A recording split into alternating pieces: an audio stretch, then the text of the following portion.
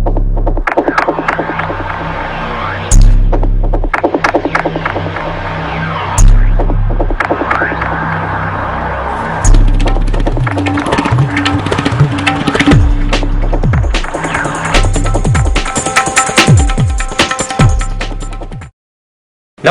દર્શક મિત્રો, આપ નિહાળી રહ્યા છો એસ લાઈવ ન્યૂઝ બુલેટિન. નજર નાખીએ અત્યાર સુધીના મુખ્ય સમાચારો. વેરાવળ ખાતે 960 ગરીબ પરિવારોને ઘરના ઘરની થઈ ફાળવણી.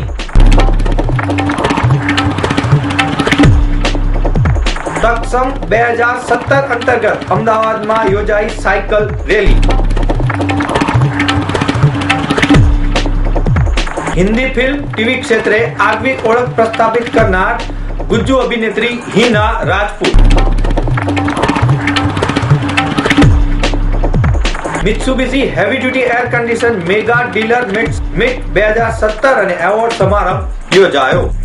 વેરાવળ પાટણ સંયુક્ત નગરપાલિકા દ્વારા ટીપી સ્કીમ 1 અને પ્લોટ નંબર 287 તથા 289 ની 24,981 ચોરસ મીટર જમીન પર ₹35 કરોડના ખર્ચે ₹67.19 કરોડની જમીન નિર્માણ કરાયેલા 960 આવાસોને કોમ્પ્યુટરાઇઝ ડ્રોની પદ્ધતિથી પાણી પુરવઠા રાજ્યમંત્રી જસાભાઈ બારડે ફાળવણી કરી હતી. મુખ્યમંત્રી આવાસ યોજના અંતર્ગત IHSADP પ્રોજેક્ટ હેઠળ 960 પરિવારને અંદાજિત 5,000 થી વધુ લોકોએ આ આવાસ નિર્માણ ઘરનું સ્વપ્ન સેવ્યું હતું, જેમાં ડ્રો દ્વારા 960 લોકોને આવાસ આપવામાં આવ્યા હતા. 960 આવાસો માટે 2,663 લાભાર્થીઓએ ₹10,000 મુજબ ડિપોઝિટ ભરેલી હતી. જેમણે ડિપોઝિટ ભરેલી હતી અને ડ્રોમાં મકાન મળ્યા નથી તેમનું નામ બીજી સ્કીમમાં પણ ચાલુ રહેશે તેમ મંત્રી જસાભાઈ બારડે જણાવ્યું હતું. આ યોજનામાં એક લિવિંગ રૂમ, બેડરૂમ, રસોડું, સંડાસ બાથરૂમની સવલત છે. આ યોજનાનો લાભ નગરપાલિકા વિસ્તારમાં ઘર વિહોણા લોકોને આપવામાં આવે છે. ઘર વિહોણા લોકોના ઘરના ઘરનું સ્વપ્ન સાકાર કરવા નગરપાલિકા દ્વારા ₹67.19 કરોડની જમીન વિના મૂલ્યે આપવામાં આવી હતી. આ આવાસોનું કામ પૂર્ણ થવામાં છે. હાલમાં ફિનિશિંગ વર્ક ચાલુ છે. આવાસ યોજનાને આવરી લઈ પાકા road, compound wall, community hall, પાણી પુરવઠો અને ભવિષ્યમાં ભૂગર્ભ ગટર અને આંતરિક સિસ્ટમ રોડ, સ્ટ્રીટ લાઇટ અને ઘન કચરાની વ્યવસ્થા નગરપાલિકા દ્વારા કરવામાં આવશે. આ પ્રસંગે ઉપસ્થિત જનમેદનીને સંબોધતા મંત્રી જસાભાઈ બારડે જણાવ્યું કે રાજ્ય સરકારના છેવાડાના લોકોને વિકાસ માટે પ્રતિબદ્ધ છે. તેમણે દેવકા નદીમાં પ્રોટેક્શન વોલ બનાવવા માટે ₹33 કરોડ, નગરપાલિકા વિસ્તારમાં ₹21 કરોડના ખર્ચે રોડ અને રસ્તા, ₹20 કરોડના ખર્ચ ઉપરાંત ખર્ચ શસ્ત્રદળ સરોવર નિર્માણની પણ વિગતો આપી હતી. આ લોકાર્પણ પ્રસંગે જિલ્લા કલેક્ટર ડોક્ટર અજય કુમાર, જિલ્લા પોલીસ વડા હિતેશ જોઈસર, પ્રવાસન નિગમના ડિરેક્ટર ઝવેરીભાઈ ઠક્કર, નગરપાલિકાના કારોબારીના ચેરમેન કિશોર સામવાણી, હાઉસિંગ કમિટીના ચેરમેન સપનાબેન સિંગળા, અગ્રણી શરમણભાઈ સોલંકી સહિતના મહાનુભાવો તેમજ પદાધિકારીઓ તથા લાભાર્થીઓ મોટી સંખ્યામાં ઉપસ્થિત રહ્યા હતા.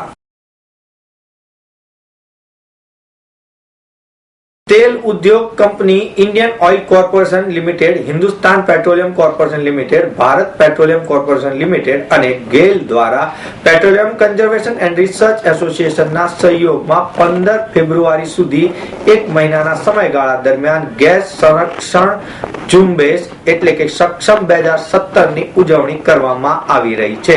જેના ભાગ રૂપે અમદાવાદના રિવરફ્રન્ટ ગેટ નંબર 1 ખાતેથી સાયકલ રેલીનું આયોજન કરવામાં આવ્યું હતું, જેમાં મોટી સંખ્યામાં લોકો જોડાયા હતા. આ દરમિયાન પેટ્રોલિયમ પેદાશોને કરકસરપૂર્ણ ઉપયોગ કરવા માટેની જાગૃતિ ફેલાવવાનો સંદેશો પણ આપવામાં આવ્યો હતો.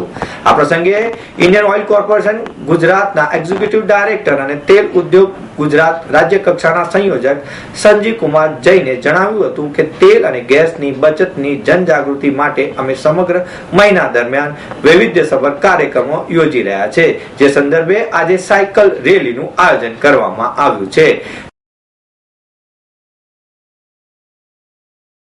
जो ये तेल उद्योग ने यहाँ पे तेल एवं प्राकृतिक गैस संरक्षण का जो महा बना रहे हैं, इसके अंतर्गत हमने यहाँ पे ये एक साइकिल रैली आयोजित की है। पेट्रोलियम पदार्थ जो हैं वो हमारे जीवन का एक अभिन्न अंग है और आज़ादी के बाद हमने बहुत तरक्की की है और उसके साथ साथ जो पेट्रोलियम पदार्थों की खपत है वो भी बढ़ती गई है। लेकिन 1973 और 1979 के तेल संकट के बाद हम लोग ये हालत में आ गए थे कि देश को दूसरे देशों से जो खनिज तेल आयात करना पड़ता है उसके अंदर बहुत एक भारी विदेशी मुद्रा को खर्च करना पड़ता है और उसी कारण से 1991 के अंदर भारत सरकार ने पेट्रोलियम एवं प्राकृतिक गैस और PCRA petroleum conservation research association के तहत ये एक निर्णय लिया था कि 1991 में हम लोग एक संरक्षण सप्ताह बनाएंगे, तेल संरक्षण सप्ताह।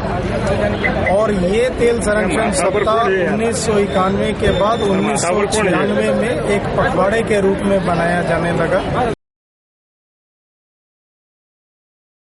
1 એપ્રિલ 2017 થી તમામ ઓઇલ કંપનીઓ દ્વારા BSM4 પ્રોડક્ટનું વિતરણ પણ કરવામાં આવશે, જેનાથી પ્રદૂષણ ઘટશે। આ ઉપરાંત ડ્રાઈવરોને પણ સારી ડ્રાઇવિંગ માટેની તાલીમ આપવાના કાર્યક્રમો પણ યોજાનારા છે।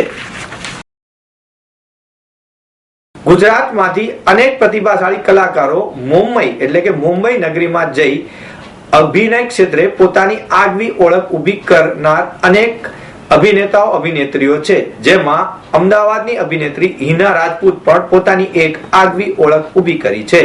અમદાવાદની નૂતન ફેલોશિપ શાળામાં SSC સુધી અભ્યાસ કરી આ અભિનેત્રીએ અભ્યાસ કરતા કલા ક્ષેત્રે વધુ રસ હતો અને તેને દેખાવ પણ કલાકારોને અનુરૂપ હોવાથી અમદાવાદમાં કલા પાર્કુ દિગ્દર્શક નિર્માતા અભિલાષા ઘોડાએ તેમને બાળ કલાકાર તરીકે એહસાસ સિરિયલમાં રજૂ કરી અને અભિનય ક્ષેત્રે પ્રવેશ કરાવ્યો। ત્યાર પછી અભિનયની યાત્રા અવિરત આ અભિનેત્રીની ચાલુ રહી છે। તેની અભિનય શક્તિને ધ્યાનમાં રાખીને રાજકોટના સફળ નિર્માતા દિગ્દર્શક અશોક પટેલે તેમની ગુજરાતી ફિલ્મ પરશુરામમાં કિરણ કુમારની સાથે ચમકાવી। ત્યારબાદ માડી જાયા, મૈયરમાં મંડળું નથી લાગતું, રમલી રિક્ષાવાળી જેવી 45 જેટલી ગુજરાતી ફિલ્મોમાં અભિનય આપ્યો। તે ઉપરાંત કેવડાના ડંખ, કાદંબરી, ભલે પધાર્યા જેવી અનેક ગુજરાતી સિરિયલોમાં અભિનયના શિખરો સર કર્યા।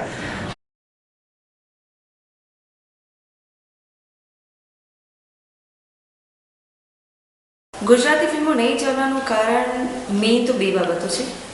એક તો ગુજરાતી લોકો ગુજરાતી ફિલ્મ જોવા નથી જતા અને એ શેના કારણે શરમાય છે મને આજ સુધી સમજ નથી આવી। કારણ કે મુંબઈના મોટા મોટા કલાકારો અક્ષય કુમારથી લઈને નમ્રતા શિરોડકરથી લઈને બધાએ આઈ થિંક જેટલા બી સારા કલાકારો છે બધાએ ગુજરાતી ફિલ્મ કરી છે। જોની લીવરે છેલ્લે છેલ્લે તો ફિલ્મ કરી ગુજરાતી, તો સારી જ ફિલ્મો અત્યારે આવી રહી છે અને નથી એવું બી નથી કે ના કેડિયા અને જે પુરાના જમાનામાં આપણે કરતા હતા એવી કોઈ ફિલ્મ નથી આવી રહી। સારી જ આધુનિક જમાનાના આધુનિક કોસ્ચ્યુમો એક્સેપ્ટ કરીને એવી જ ફિલ્મો બની રહી છે। 16 વર્ષની ઉંમરથી મોડલિંગ સ્ટાર્ટ કર્યું અને પછી ગુજરાતી ફિલ્મ પરશુરામમાં ફર્સ્ટ બ્રેક મળ્યો મને અને આફ્ટર દેટ અત્યાર સુધી ગુજરાતી ફિલ્મો કરી રહી છું। હિન્દી ફિલ્મો કરી, હિન્દી સિરિયલો કરી, બહુ બધું નામ મળ્યું મને, દર્શકોનો પ્રેમ મળ્યો અને આજે મારી ગુજરાતી ફિલ્મ હમી રિલીઝ થઈ રહી છે ફ્રાઈડેના। આજે એનું પ્રીમિયર છે એટલે અમે લોકો અહીં અમદાવાદ આવ્યા છે। સ્ટાર ફિલ્મ છે અને બહુ સુંદર ફિલ્મ છે અને એક્શન પણ બહુ જ સરસ છે એના અંદર। બદલાવ જો પબ્લિકને પસંદ આવે તો સૌથી બેસ્ટ કહેવાય, વેરી ગુડ કહેવાય। બાકી તો દર્શકોને આધીને જોઈએ અમારી ફિલ્મો, એમને પસંદ આવે એટલે અમને પસંદ આવે, એમને પસંદ પડતી જ ફિલ્મો અમે લોકો કરી રહ્યા છીએ। ઓફકોર્સ એવોર્ડ મળે તો ખુશી તો થવાની જ છે અને દર્શકોનો પ્રેમના લીધે તો મને એવોર્ડ મળ્યો છે જે ફિલ્મને હિટ કરાવે છે એ બદલ દિલથી મારા દર્શકોને ખૂબ ખૂબ અભિનંદન। Thank you so much. હું થેન્ક યુ કહેવા માંગીશ।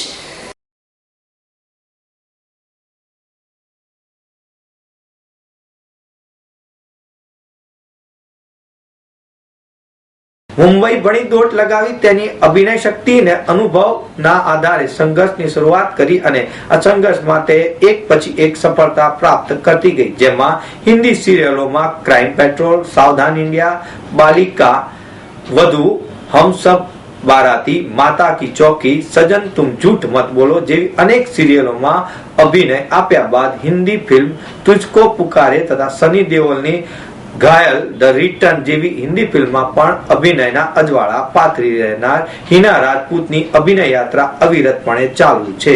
છતાં પણ ગુજરાતી પ્રત્યેના લગાવને સહેજ પણ ઓછો થયો નથી, જેના લીધે તાજેતરમાં ગુજરાતી ફિલ્મ હમીરમાં પણ તેમણે પોતાની કલાકારી કરી પોતાનો અભિનય આપ્યો છે. આ અંગે તેમણે જણાવ્યું કે હું હજુ પણ સંપૂર્ણ અભિનેત્રી બની નથી, મારે હજુ ઘણું શીખવાનું છે અને ઘણું કરવાનું પણ છે. કલાકાર માટે હંમેશા કંઈ ને કંઈ નવું શીખતા રહેવું જોઈએ.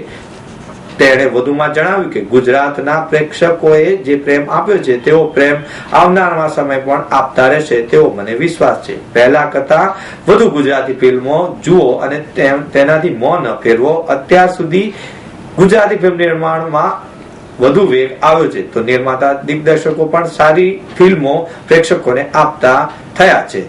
પ્રેક્ષકો પણ આવી ફિલ્મોને માતૃભાષામાં આવકારવી જોઈએ તેવું તેમનું માનવું છે. હિના રાજપૂત દિન પ્રતિદિન સફળતાના શિખરો અનેક રીતે સર કરી રહી છે.